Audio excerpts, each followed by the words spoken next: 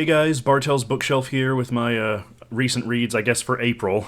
I kind of said I would stop doing monthly or, kind of dated, weekly, whatever, recent reads, but lately I've only been reading enough books to be worth talking about by the end of each month, so here we are. I read 4 books this month. A lot of them were really short, and a lot of them I read through pretty quickly.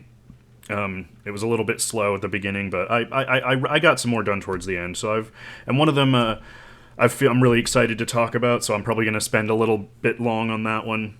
But I also went to this thing called the Sacramento Book Festival.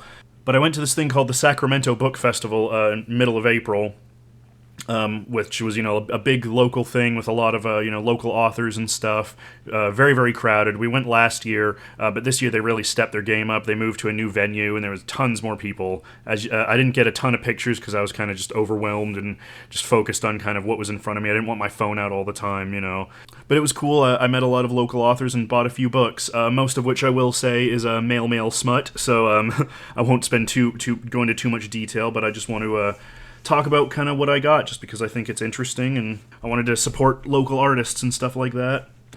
First off, this was actually a big surprise. I met Belinda McBride, who is the author of the book I read earlier this year, Black Blue, which was about, a gay novel about a werewolf and a vampire, and yeah, she was there, and we actually had a really nice chat. Looked at her table. I had no idea. It didn't even register. I actually forgot what her name was when I saw her, and I was like, where have I heard that name? And Nikki was like, you read that book, remember? And I was like, oh, shit. So yeah, we had a nice talk, and I bought a few things from her. This is the second book in that Black and Blue series, or whatever it was called.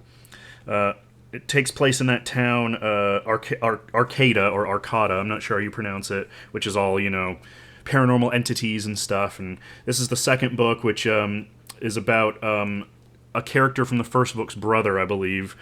So yeah, looking forward to that. And she also told me, I don't know if this is like off the record or whatever, but she told me she's writing a prequel novel about the dad character, so I'm very interested to see what that's like. And I also bought these two. This is The Witch Taker, sort of a supernatural, weird Western novel with a witch and a Civil War vagabond. It takes place in a magical forest.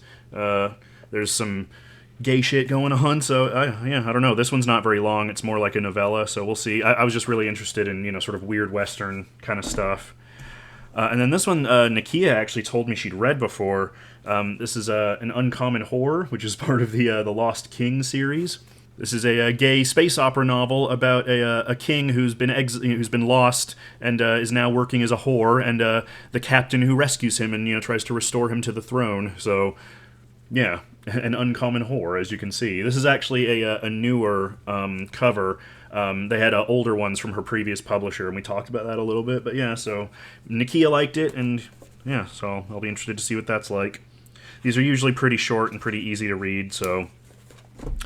And then this is another author that I saw, male author. I wanted to get so much more stuff, but there's the books are about $15 a pop, so I could only get so much. But this is The Vampire by B.L. Maxwell.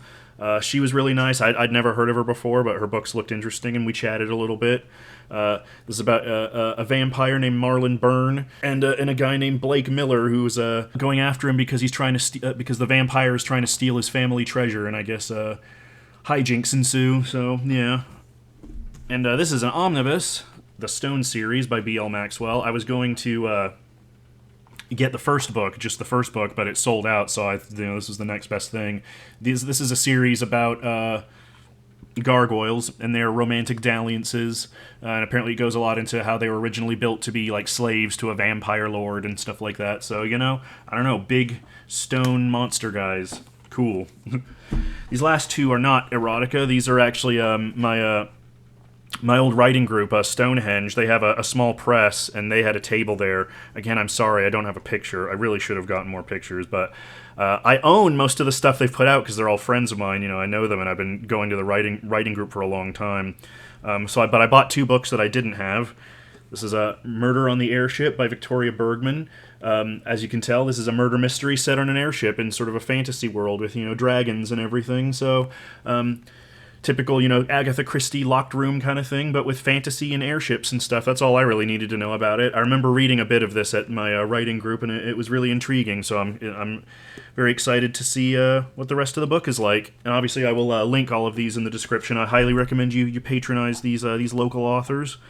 And then I have California Wolves by Michael Panish, my friend Michael Panish. This is a Bigfoot detective novel. Michael Panish writes a lot of, he actually has quite a few things. He writes a lot of sort of pulpy, adventure-y kind of stuff, usually with like non-human characters, and there's a lot of social commentary and stuff like that. So as you can tell, this is about a Bigfoot detective investigating an environmentalist that's gone missing who is looking to introduce wolves into the county. So I assume, you know, there's probably some stuff about like wolves and environmentalism, animal conservation, amidst this fun Bigfoot story with a Bigfoot detective, you know. So yeah, I enjoy Michael's writing. As I say, I've read some of it at the writer meetup before, so looking forward to these. So I didn't even realize, for some reason, I don't know why I didn't I didn't realize this when I was flipping through, but this is actually illustrated. Man, go Michael. I need to congratulate him next time I talk to him. I didn't know he was having fully illustrated books.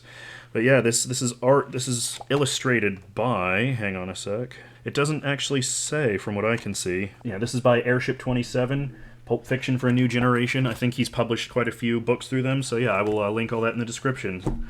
So yeah, just wanted to support some local artists and just chat about some fun things that I did. So, and now we're just going to get into the actual books that I read. A lot of these I'm not going to have a whole lot to say about, so I'm going to try and keep it short, but, you know. First, I finished Carl's Doomsday Scenario by Matt Dinniman. This is the second book in the Dungeon Crawler Carl series. Again, I don't have a lot to add about this one that I haven't already said in my review of the first book, which I'll link to that.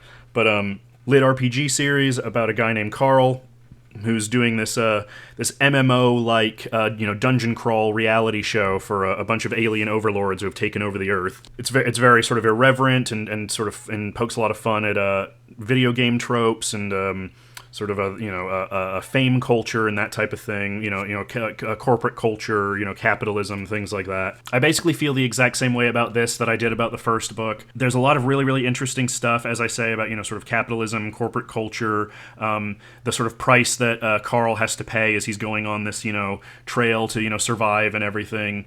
There's a lot of stuff about trauma and things like that. But it's surrounded by a lot of sort of detail about building the character and fighting, battle strategy, buffs, debuffs, stats, as I say, as you would, with any video game, thinking about your character build, your class, like, how is this item going to improve this attack that I have? How am I going to be able to strategize, and that's just not very interesting to me, to be honest. And I found this one, while it was basically exactly the same as the first book, I started to kind of wear thin a little bit, and while there was a lot of really interesting stuff going on, sort of hints at bigger things, behind the scenes, it was just, to get to all of the interesting stuff, I had to kind of wade through a lot of the sort of technical details that didn't really interest me that much.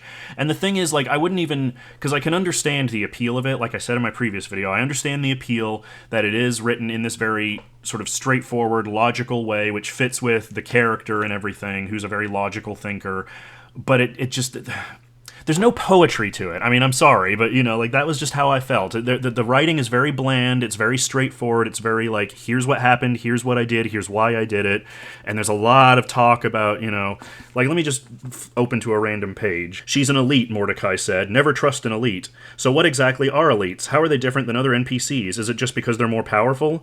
Mordecai sighed. Okay, so elites. There are thousands of them spread throughout the urban levels of the dungeon. Unlike most mob and dungeon NPCs, they can and do freely travel between the urban floors. In addition to the crawl, there is also a more scripted aspect to the dungeon. Think of it as a soap opera or a serial. All of these stories activated with the opening of the third floor. Every season they have multiple storylines pop up at once, like in September when all the new shows come out on television. They're also, you know what I mean? It's very expository. It's very much about discussing the mechanics of the show and of the game, how everything works, the strategy for how you're going to defeat this mob, how you're going to defeat this boss. And I just don't know if that's enough to sustain my interest over, I think they're up to 7 or 8 books now, and then they're not even finished, and they get really, really long. They're like, some of them are like 850 pages almost. Laura, who really, really likes the series, and I'm sorry, Laura, I'm not trying to offend you, this is just my opinion.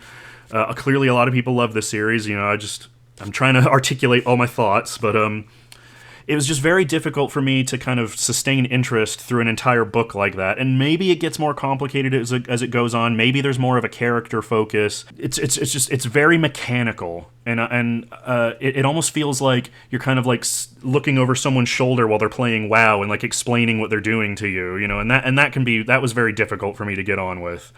Certainly there is, it's been compared to Hitchhiker's Guide a lot, and there is some humor, especially in regards to the craziness of the mobs and the sarcastic voice of the AI and sort of the irony, sort of the dramatic irony of the things that Carl runs into, or the, and Princess Donut, the super intelligent cat, there is humor to it, but then the way that it tends to go is they tend to have little asides for the humor, and then they have a bunch of technical plot action stuff, and then, again, when there's a little bit of downtime, and I always found the downtime stuff more interesting than the actual game, because then, they have a chance to breathe, we're getting to learn more about the characters and the world and how it works and everything, which is all the stuff that I was into. I also wanted to say this in my last review, which I forgot.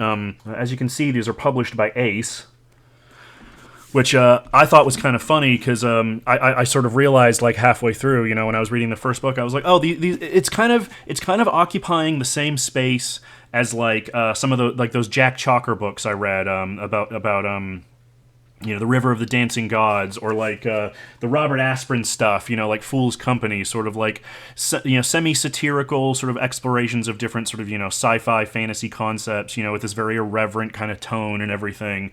And once I sort of clicked into that, like it did kind of keep me going for a bit, but again, as I say, I just didn't think there was enough of the stuff that interested me to really like keep me reading.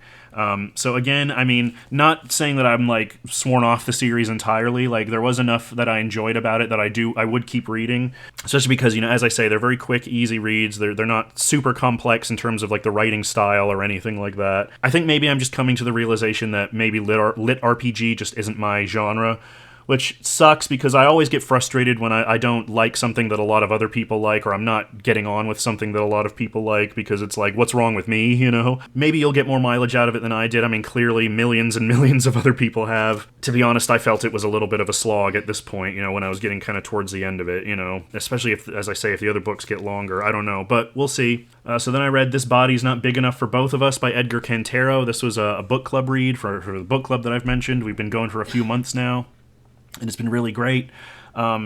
Unfortunately, I think the general consensus among most of our other members is that this was the most disappointing of our reads so far.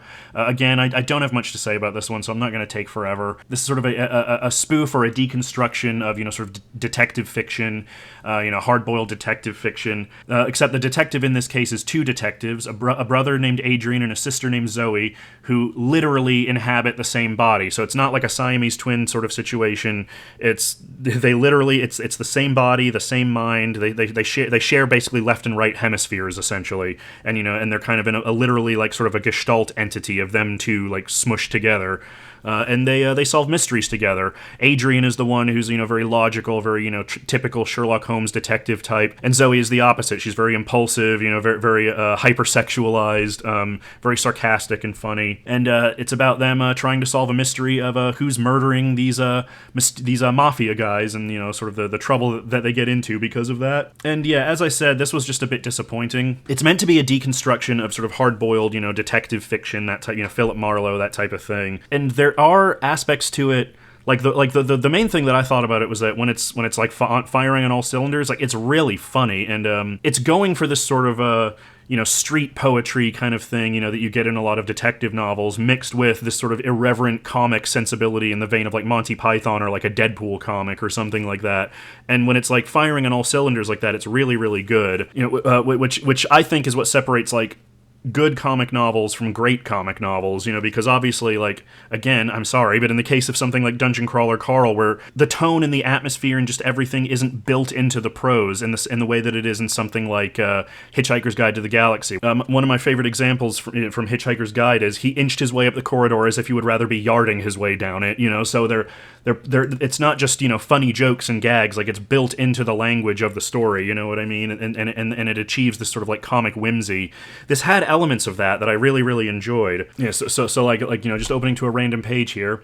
In a random point of the desert, perhaps to mark the historical spot where some frontier settlers were forced to resort to cannibalism in the 1800s, a candid soul had erected a gas station and diner for their art school project on Streamline Moderne.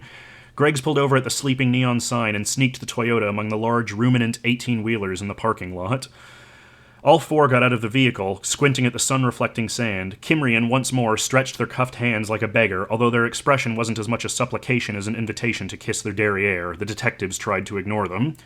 So there's like things like that, where it achieves this sort of like sun-kissed, almost like gonzo poetry to it, that's really enjoyable. And then there's other times, which this is something that really, really annoys me, especially in a lot of sort of like deconstructionist stories or things like that, where the idea of being deconstructionist is just pointing out the tropes, and they don't really do anything with it beyond that. The Deadpool comment was very apt, because, throughout this book, there'll just be something like, oh, you're the femme fatale, and like, and talking about like what purpose they serve in the story, and and then they'll be like, this is like that one movie, like this is like Batman, this is like this, and while I get that is, as I say, kind of a very popular and prominent part of pop culture, something that I often enjoy, like when it's done in that just sort of like very lazy, sort of just quippy or just like pop culture reference style, very like Joss Whedon-esque, like it really just annoys me, and the whole book is like that.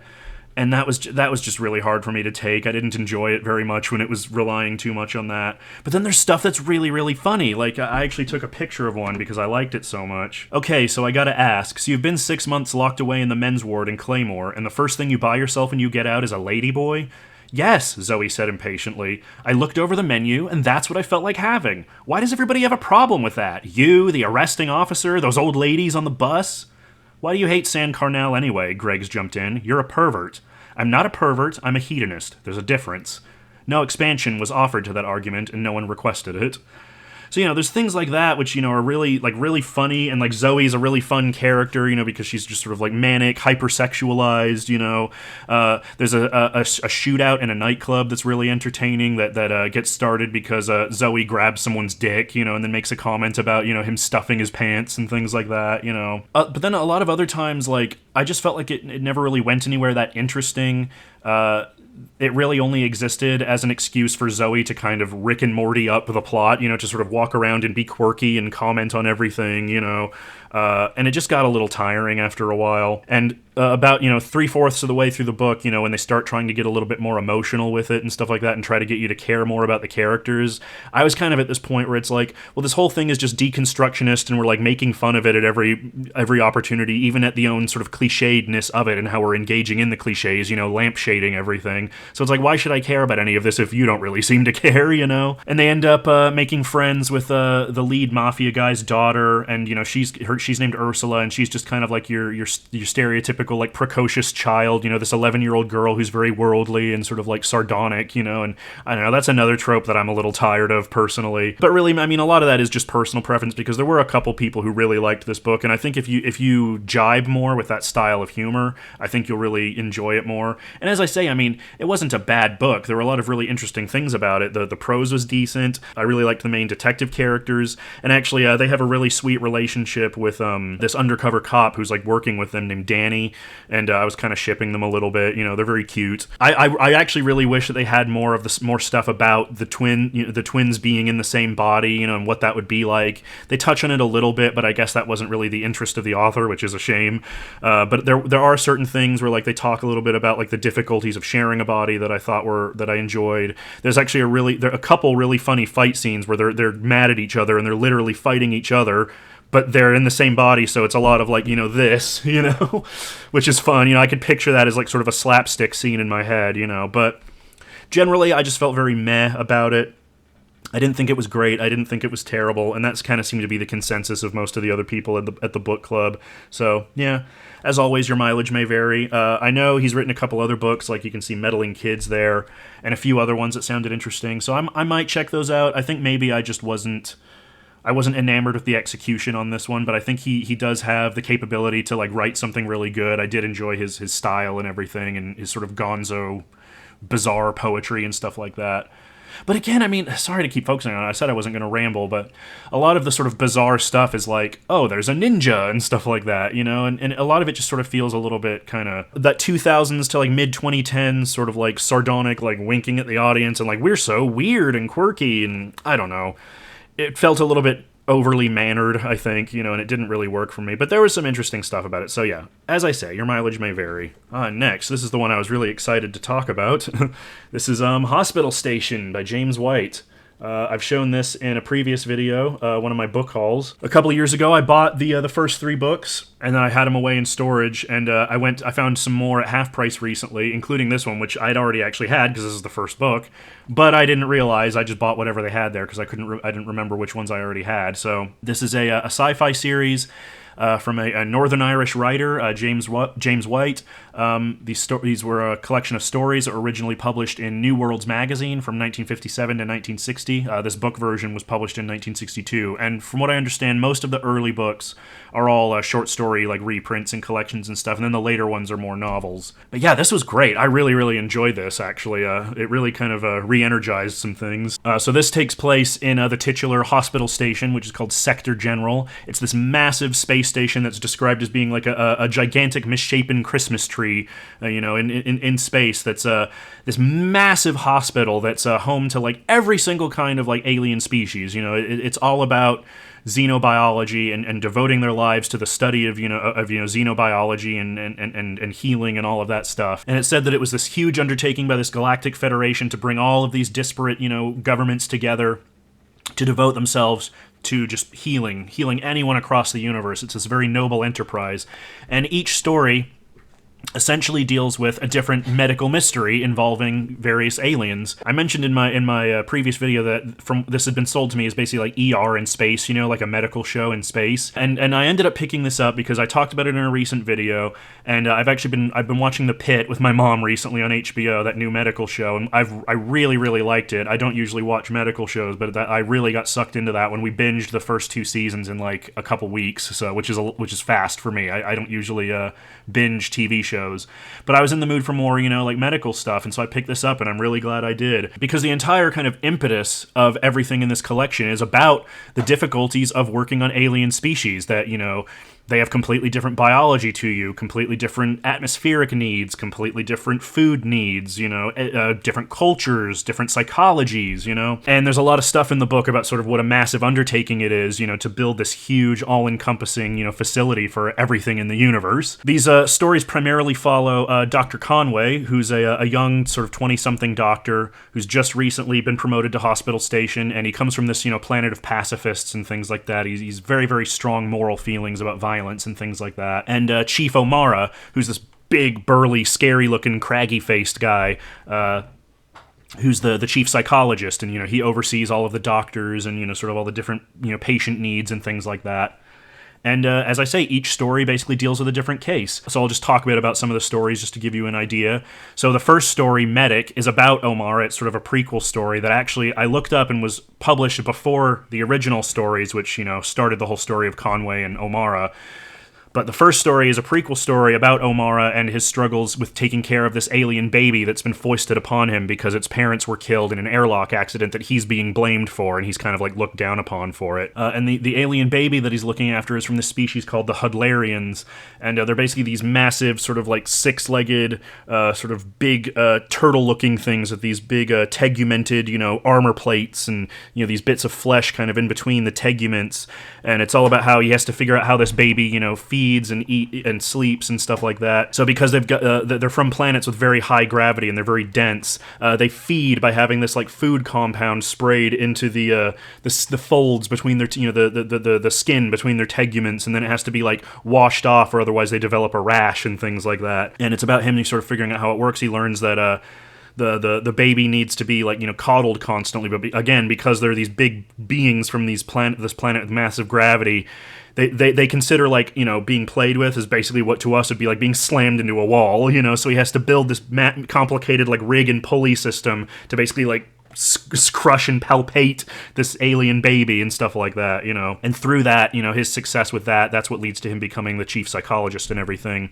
And then the next few stories all follow Dr. Conway and the various patients that he has to deal with. And one of the things that I thought was really cool about sort of this whole world, so in this world, because there's so many alien species out there, you basically can't learn all of it, learn the biology of like millions and millions of species. It's just not possible. So they have these things called educator tapes that the doctors have to download into their brain that essentially contain all of the biological and medical information of whatever species that they're working on. But a side effect of that is that the tapes also imbue you with some of the personality of the species that you're taking on, which can lead to sort of psychological issues and things like that. You're essentially giving yourself split personality whenever you have a tape in you. So for example, Dr. Conway's first job, which is in the second story, he has to take care of this sort of hive mind species that are like little tiny sort of nanite things essentially.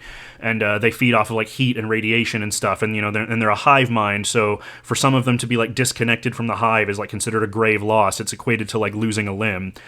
And he goes and takes, his tape and he does his surgery, but he doesn't want to head back to see O'Mara because he's kind of intimidated by him. So he decides to, kind of wander around for a bit, do his rounds and stuff. And he ends up, feeling very like depressed and melancholy and sad. And he has this feeling of like, I need warmth. I need to be around people. So he kind of wanders into the cafeteria, with everybody there, and he ends up slumping against one of the ovens and, burning himself, because, he was taking on the characteristics of the species. So it's all stuff like that, where every story deals with some kind of interesting, unusual alien species and the puzzles that it takes to kind of figure out whatever their issues are.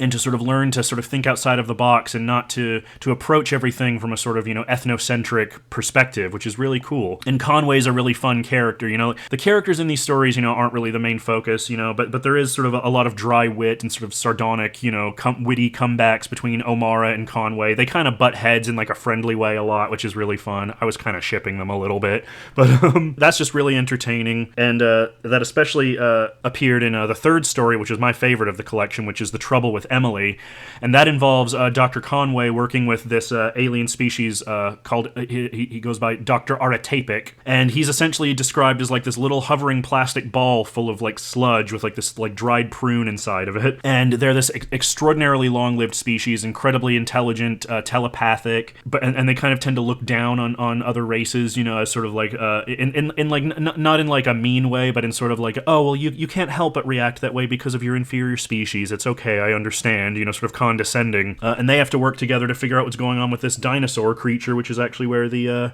cover is from. This is Emily, the Brontosaurus-like creature that they have to work on. And you find out in the story that Aratapic is trying to unlock the psychic potential of these dinosaurs by interacting with it, psychically. There's a really funny bit where every time Aratapic uses his sort of mental powers, Conway gets this like itching in his ear that feels like it's like this horrible, nasty like drilling, this severe, like so severe he can't help but like freak out.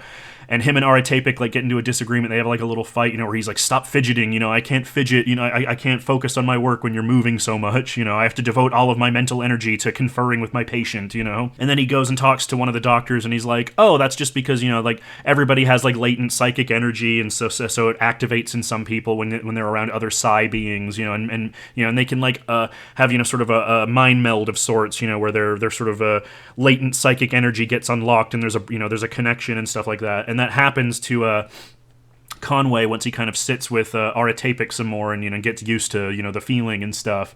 And I think that sort of opening of the mind was described really beautifully. Yeah, I don't know. I'm rambling, but it's just these are just so much fun, and it's really really cool because a lot like The Pit, it's full of just interesting medical mysteries, a bunch of really hyper competent sort of empathetic characters who are just devoted to healing and want to work together to kind of make the universe a better place, to this very noble cause. And I just thought that was just very beautiful, and it was just kind of a nice thing to see in times like these. It was very refreshing. I mean, obviously, it doesn't shy away from the difficulties of it, but it's very utopian in the sense that it's all about how if we work together if we all come together just as people, as aliens, as whatever, like the only way any of this is ever going to work is if we can learn to cooperate, and that is kind of the heart of the whole book and of the whole series, as I understand it. And you see that through, his interactions with these various aliens. In the fourth story, which is Visitor at Large, that's about this mysterious shape-shifting alien coming to the station. And in that one, Dr. Conway ends up working with another doctor named Prelikla, which are these insectoid-looking things with like multi-limbs and wings and beaks, that they come from a planet with such light gravitational fields that they basically are, very fragile, and they have to wear like gravity belts to sort of compensate and stuff. And again, it's all about him sort of like learning to work with this other alien and to kind of he's worried about, how fragile their species is and stuff, but then he learns like that they have very quick reflexes and they have very dexterous sort of sucker hands that that's why they're renowned for their surgery and stuff like that. And they're like very highly empathic and things like that, so it's all about it. It's that stuff that I love in science fiction, where it's all about the interactions of different alien species and cultures. The Star Trek stuff, like how can we work together with all these disparate ideas and cultures and physiological needs to make the world better, and it's very beautiful, and it's just very nice to read. And again, it's just these very interesting medical mysteries where, these aliens don't react like people, so how do we figure this out? What can we do for them, Yeah, like Conway, as I said, I just really like him and his relationship with O'Mara. They're very snippy and sarcastic, and, but Conway is, very devoted, and he's very nerdy, like in the Trouble with Emily story. He ends up being kicked out by Aratapik because of his fidgeting, so he's like, he's frustrated, and he's like, well, I can't go work directly on the patient, so I might as well go learn more about the dinosaurs. So he goes and reads about dinosaurs in the library, and he gets like sucked into it, just very, typical, classic nerd shit. And it's just really cool to see people who just are smart and competent and devoted to, doing the right thing and healing, helping people, aliens, anybody, It was just really, really nice to read. As I say, it's not perfect, the characters, as they can be in a lot of these older sci-fi books, can be a little bland and sort of staid, and the prose can be a little bit unflashy. But then, as I say, there's moments of real like character moments and sort of interpersonal, relationships on the station and everything, and Conway and O'Mara have great chemistry. The whole story with him and Aratapik, their sort of butting of heads is a lot of fun. I've actually been trying to get back into drawing a little bit, doing art and stuff, trying to be more creative and, put more out into the world and everything. And I enjoyed this so much, I actually did a little bit of fan art of some of the characters from this book. Here's O'Mara. He was the first one I drew. Their uniforms aren't really just described this way, but I'm not really used to drawing clothes at this point, so I was just sort of like, and by the time I got to this point, this took me a long time to draw, so I was just very tuckered out by the end of it, and I just kind of didn't really care that much about the clothes. But this is O'Mara, at least how I see him. Big and burly and scary, but, compassionate, empathetic psychiatrist. And then I drew Dr. Conway here with Aratapik, looking pretty tired after a long day. He's not really described that much, but, he's a 20-something from this sort of pacifist planet. This was just kind of what I pictured in my head. So yeah, it was just, it was really nice to like re-engage with an old vintage sci-fi book, and kind of, as I've mentioned before, vintage sci-fi is kind of my comfort genre. That's what I grew up reading, with Isaac Asimov and stuff like that. So it was just really nice to re-engage with this, and to just have like a really fun, interesting sci-fi series with a cool premise and fun characters and interesting medical mysteries. People working together for the greater good. I'm just really glad I read this, and it really kind of reignited my fire for that kind of stuff. So I actually went through my boxes and I dug out the rest of the books I own in the series, and luckily I actually found out these are actually the next 3 in sequence. I just bought these randomly at a few stores, but these are actually 2, 3, and 4. So I was very lucky. So yeah, I'm definitely going to be reading more of these. They're very short. They're all novellas, so you can kind of take them in little bite-sized pieces. I'm pleasantly surprised by these. I really, really enjoyed them, and I definitely look forward to reading more. So yeah, if you like this sort of stuff, I highly recommend this. It's very entertaining, great characters, great world building. Yeah, good stuff. And as I say, I ended up going on about it for a while. So there's just, yeah, they're great. I love them. So, all right. And then finally, again, I don't want to spend too much time talking about this because it's kind of a big topic, but you might have seen me reading this on stream. This is This Exquisite Loneliness, What Loners, Outcasts, and the Misunderstood Can Teach Us About Creativity by Richard Deming. So this was something that I just found randomly in the library when I was looking for another book, and I just saw this on the shelf, This Exquisite Loneliness. And, as someone who frequently suffers from that, I was just intrigued by it, and I wanted to see what it had to say, so I picked it up. And I'm glad I did, again, because it was a heavy topic, but it was sobering and very interesting. So this is written by Richard Deming, is an award-winning poet and critic. I've never really heard of him, but I guess he's the director of creative writing at Yale University. And this is basically his sort of exploration of loneliness. And the way that he explores that is through some of his own personal history, talking about his struggles with alcoholism and things like that, and his own struggles with loneliness and why his loneliness led him to alcoholism and things like that. And he also explores it through these profiles on 6 famous artists or creatives and critics and stuff. Melanie Klein, who was one of the early female contributors to psychoanalysis and had a very lonely childhood that, contributed to a lot of her studies of sort of the psychology of children. Zora Neale Hurston, the famous writer, she was very interested in the ethnographic history of African Americans and things like that. Walter Benjamin, who is a philosopher he was a German philosopher who committed suicide in the 1940s and wrote a lot of essays about sort of memory and nostalgia in the past and things. Walker Evans, who was a photographer, who took pictures of, he did the photos for Let Us Now Praise Famous Men, which are all those famous Depression photos. And he took a series of photos of subway passengers, kind of documenting sort of the urban alienation of, the average person on the subway, things like that. Egon Schiele, who is a famous Austrian artist who painted a lot of sort of grotesque self-portraits as a way of exploring his own loneliness. And Rod Serling, of course, famous creator of The Twilight Zone, who sort of used television as a medium of, reaching out. And that is kind of the ultimate sort of conclusion that he reaches through all these stories of these, various, creatives who, frequently, why do artists create? A lot of that comes out of, our own, I believe, feelings of loneliness and feeling like an outcast and sort of having to rely on your own sort of, rich inner life. And he explores a lot of different sort of modes of loneliness, as I say, the loneliness of, being away from home, the loneliness of nostalgia, the loneliness of sort of being out of time or out of step with, sort of cultural norms of your time, and sort of the general conclusion that, as I say, that he seems to reach is that while we can't escape loneliness and we all might feel loneliness to some extent, loneliness can also drive us to, sort of paradoxically, to reach out and try to connect more with people. Loneliness can teach us a lot about empathy because, lonely people spend a lot of time, in self-thought, very interior, thinking about themselves and art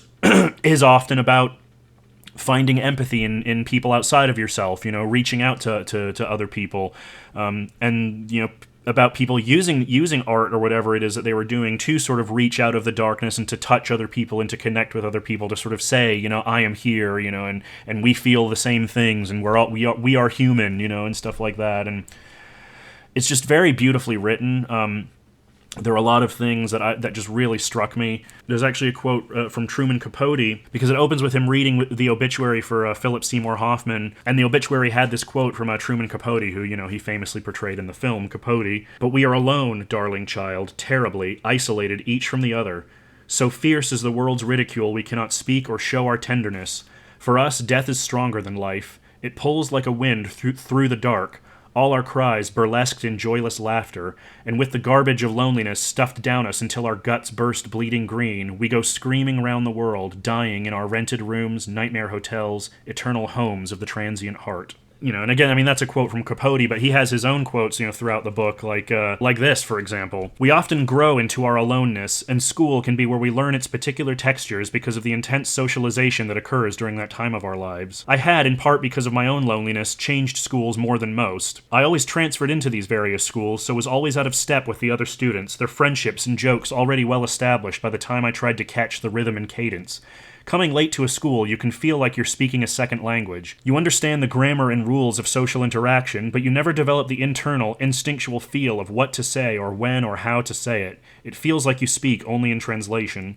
Once, during Mass at Catholic school, the priest pressed the host into my hand. I locked up, not knowing what to do. Rather than raising the bread to my mouth, I dipped my head down to my palms, held at waist level. The boy next to me narrowed his eyes. "That's not how you do it," he hissed. In a stage whisper and without turning my head, I explained, "How would I know? I'm not Catholic." "You are now," he said. That's the mark of loneliness. The further in you get, the further out you feel. So it's just full of, like, very, I don't want to say that they're not profound necessarily, because, as lonely people, we feel these things very intensely, but there's that thing that I always talk about where oftentimes when you're struggling with something, with a feeling, that's just hard for you to get through, it helps to read someone else's perspective about it and to see someone else put it into words that you can understand and that sort of crystallize it for you, where that feeling of, that's it, I like exactly, and there was a lot of that in this book that I really related to, and going into some of the various, like, authors and stuff and the creatives and talking about the ways that they struggled with their art and how to express themselves and how to connect with people and just the various ways that they tried to bridge that gap. And, as the book says, no, we cannot necessarily ever completely heal loneliness, but we can learn to work with it and within it, It's very, very weighty, heady sort of stuff, but it was very well written, very beautiful, and kind of, gave me a lot to think about. And actually, I enjoyed it so much, I wanted to seek out a bunch more of the people that he recommended, so I was going to read some Melanie Klein. And I actually went to the library, or I went to Half Price the other day, and I bought a copy of Their Eyes Were Watching God by Zora Neale Hurston, because, I've heard a lot about it, but I never read it. But her profile in here was just so interesting, talking about how she would race the moon as a child, and she thought that, the moon only moved for her, because it was always by her side, and she would race the moon together, And her and a friend, challenged her on it, and they both went separate ways in a forest and said, whoever the moon is following, then that's who is the moon's favorite, And of course, they realized that the moon seemed to be following both of them. So, there's that feeling that she had of always kind of being out of step and being sort of touched in some way, that other people weren't, it's just, I don't know, very, very interesting. So yeah, if it's something that you struggle with, or you just are interested in kind of a sort of philosophical sort of study of loneliness, I think you might find it very interesting. So yeah, I don't normally talk about nonfiction, but as I say, that just intrigued me so much that I had to read it. So it was a nice little sort of lifeboat in my own sort of 3 a.m. struggles with loneliness. So yeah, anyway. Those are all of my reads for this month. We'll see how it goes next month, as always. But yeah, this has been a very long video, I'm sure. I'm hopefully gonna be able to cut it down a bit. Until then, I'll see you guys next time. Bye.